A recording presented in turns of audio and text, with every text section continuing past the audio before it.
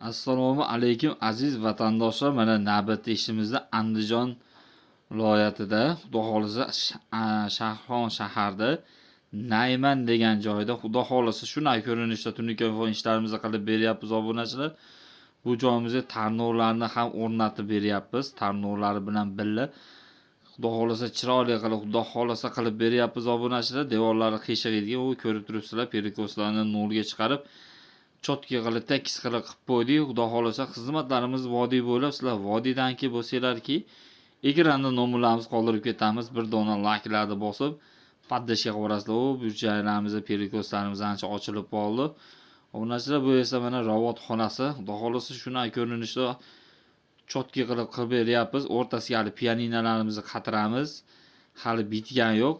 Yarim holatini sizlarga qo'yib boryapmiz. Bizni kuzatib borishda davom etinglar. Xizmatlar bo'lsa vodiy bo'ylab bemalol telefon qilaverasizlar obunachilar.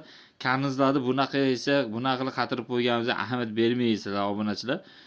Bir dona stigiga ham bo'lmaydi. 6 donasiga 3 metrlik karnizimiz tushadi. Shu uchun shunaqa qilib, Xudo xolasa tekis qilib karnizlarni stigini ko'rmaysizlar obunachilar. Bu mana bitgan taraflari. Xo'p, tarafimizga bir dona kanizimizni qatirib qo'yganmiz. Shuni tushuntirish uchun mana shu yerdan sanasizlar, shu yerga 6 dona kasetamiz bor. 6 donadan keyin u qo'yiladi.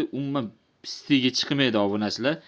Endi qaytarib o'tamiz obunachilar. Burchakda, qoshda qanaqa fasonda qanday qilib burchak chiqaradi deganlariga Xudo xolasa hozir uni ko'rsatamiz. Qoshlarimizni burchaklarni chiqarib, bunimizni eski patologiya bor edigan tagida Xudo xolasa ustidan reykamizni to'qib chiroyli qilib tunikafon ishlarini qilib beryapmiz biz. Xizmatlarimiz vodiy bo'ylab.